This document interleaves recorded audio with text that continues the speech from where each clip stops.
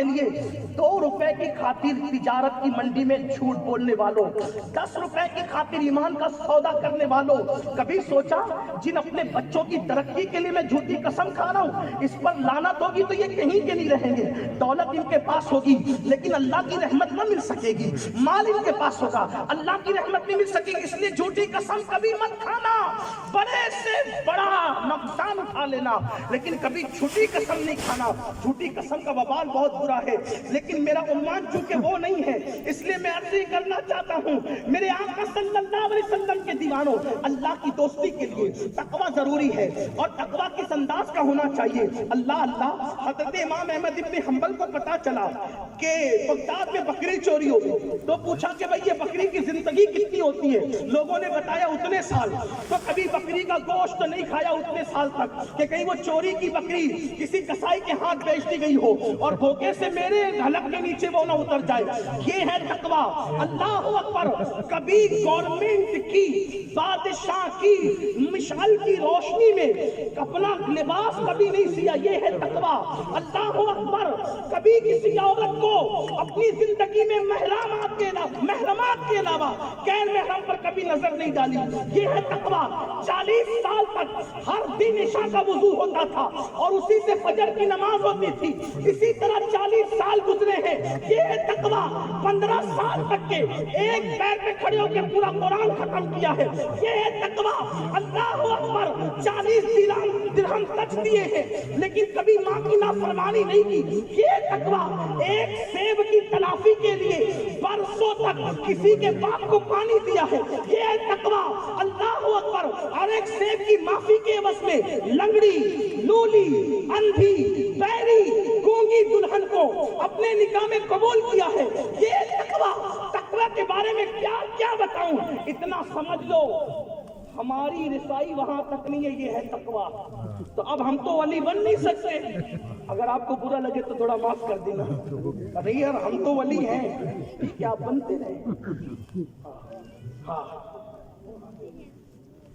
ولی کی شان یہ میرے عزیز، ولی کی شان یہ زندگی میں کبھی لوگوں نے اس کو کبھی کھلکھلا کے ہنستے نہیں دیکھا، جو بیٹوں کی شادیوں میں ڈی جے بجائے اور ان ڈی جے کی محفلوں میں بڑی بڑی داڑیاں لے کے جو بیٹھے رہے وہ بھی ولی ہو سکتے ہیں، یہ مشکل ہے ہمارے لیے۔ نہیں بھئی ہمارے فلاں تو پھر ولی ہے، تو آپ مانیے ولایت دینا اگر اللہ کی قدرت میں ہے اور غوث پاک کے اختیار میں ولی بنانا تو آپ نے یہ اختیار کب سے لے لیا ہے؟ جس کو گورنمنٹ کی یونیورسٹی ڈاکٹر کی ڈگری نہ دے کیا آپ اس کو ڈاکٹر کہہ سکتے ہیں؟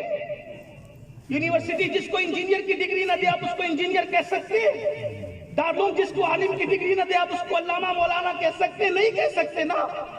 تو پھر آپ یہ ولایت کی ڈگری خود سے کیسے بانٹ رہے ہیں؟ وہ چھوکرے جنہیں استنجا کی سنتیں نہیں پتا، وہ کہے وہ فلاں ولی، وہ فلاں ولی، تیرے باپ کے گھر کی ولایت سمجھ رکھا ہے، کیا سمجھ رکھا ہے دین کو؟ دین کو تماشا بنانے والوں، ولایت کا مطلب کیا ہے پتہ ہے آپ کو؟ ولی کی پہلی پہچان کیا ہے؟ ولی کی پہلی پہچان ہاں کہ وہ دنیا سے یوں بیگانہ ہو جاتا ہے، یوں دنیا سے یوں بیگانہ ہو جاتا ہے، ہاں یوں بیگانہ ہوتا ہے جیسے کوئی مسافر، جیسے کوئی مسافر۔ ولایت کا ادنا درجہ یہ ادنا، کوئی ولایت ادنا نہیں ہوتی لیکن ادنا درجہ یہ ہے جب وہ عبادت کرتا ہے تو اللہ اکبر کی صدا لگاتا ہے تو جب تک رب اکبر کہ جلووں کا مشاہدہ دل کی آنکھوں سے نہیں کر لیتا پھر وہ ثنا کی طرف آگے نہیں بڑھتا۔ بڑی منزلیں ہیں، ہم نے آپ نے کیا سمجھ رکھا ہے؟ جس کی زندگی کا قدم کبھی سنت کے خلاف نہیں، غوث پاک کہتے ہیں کوئی ہوا میں اڑے پانی پہ چلے ولی مت سمجھنا جب تک وہ میرے نانا کی ہر سنت کا پابند ہو۔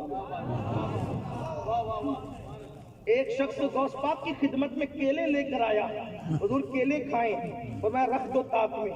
ہفتے بھر کے بعد آیا تو کیلے پڑے ہوئے تھے، تو کہا کہ کیلے یہاں رکھے ہوئے میں آپ نے کھایا نہیں؟ فرمایا جی تو چاہتا تھا کھانے کو لیکن غور کرتا رہا کہ حضور نے اپنی زندگی میں کھایا یا نہیں کھایا، اور اگر کھایا تو کس شان سے کھایا یہ غور کرتا رہا۔ یہاں پیٹ بھرنا مقصد نہیں ہے، یہاں تو یار کی سنت ادا کرنے کے لیے آئے۔ بابا قطب الدین بختیار کاکی نے دیکھا غریب نواز گھٹنوں میں سر رکھ کے رو رہے. کون غریب نواز؟ جس نے 90 لاکھ کافروں کو ایمان کی دولت عطا کی، وہ غریب نواز گھٹنوں میں سر رکھ کے رو رہے. پوچھا حضور کیوں رو رہے؟ فرمایا بیٹے تو نے تو آج دیکھا 40 سال سے یہی کیفیت ہے کہ جب اکیلے ہوتا ہوں تو روتا ہوں، اور اسی خوف کی وجہ سے 40 سال سے میں نے آسمان کی طرف نگاہ نہیں کی. حضور کیوں؟ کہا شرم کی وجہ سے. کہا کیا شرم؟ کہا ایک ایسی بات ہو گئی جس کی وجہ سے شرم اتنی ہے، آسمان کی طرف 40 سال سے نہیں دیکھا. کہا کیا شرم؟ تو کہا کہ ایک دن وضو کر رہے تھے اور وضو میں انگلیوں کا خلال کرنا نبی کی سنت ہے، جلدی میں بھول گئے، بھول سے یہ سنت چھوٹ گئی. اب شرم آتی ہے کہ قیامت میں اللہ کو منہ کیا دکھاؤں. یہ حال ہے بندوں کا، جن کے یہاں فرض نہیں، جن کے یہاں واجب نہیں، وہ لوگ ولایت کے دعوے دار جھوٹ ہے، مکار. اور ایک بات آپ کو بتاؤں، سب سے بڑی بات، جس کو قدرت ولی بنا لیتی ہے وہ کبھی نہیں کہتا کہ میں ولی. دنیا اس کے چرچے کرتی. دنیا کیسے؟ میرے مرشد حضور غوث پاک کو کسی نے کہا آپ کو یہ کیسے پتا چلا کہ آپ ولی ہیں؟ آپ کو یہ کیسے پتا چلا کہ آپ ولی ہیں؟ غوث پاک فرماتے جب میں چھوٹا سا بچہ تھا 3-4 سال کا، جب بھی مجھے پتا چل گیا تھا کہ میں ولی ہوں. تو کہا کیسے؟ تو کہا جب میں مدرسے جاتا تھا تو میرے ساتھ فرشتے آگے پیچھے میرے ساتھ چلتے تھے، مدرسہ پہنچانے کے لیے میرے ساتھ مدرسے تک آتے تھے، اور مدرسے کے بچوں کو کہتے تھے اٹھو اللہ کے ولی کو جگا دو، اٹھو اللہ کے ولی کو جگا دو. تو فرشتے مجھے ولی کہتے تھے. میں جان گیا کہ میں اللہ کا ولی ہوں. اسی لیے تو مولانا جمیل الرحمان کہتے ہیں کہ فرشتے مدرسے تک ساتھ پہنچانے کو جاتے تھے، فرشتے مدرسے تک ساتھ پہنچانے کو جاتے تھے.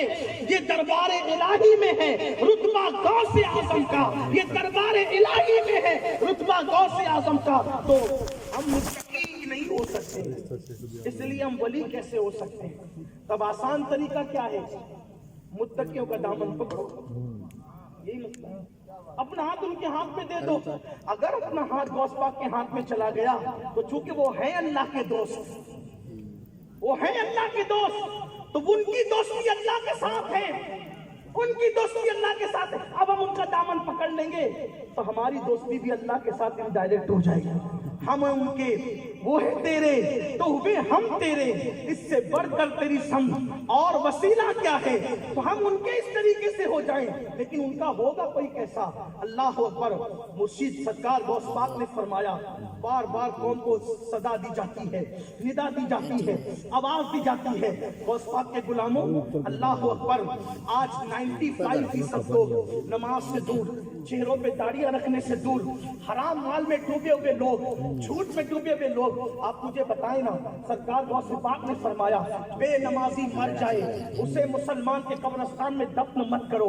آپ مجھے بتائیں جو غوث پاک بے نمازی کو جب مسلمانوں کے قبرستان میں گوارا نہیں کرتے تو غوث پاک بے نمازی کو اپنے قادری سلسلے میں کیسے گوارا کریں گے؟ اللہ اکبر.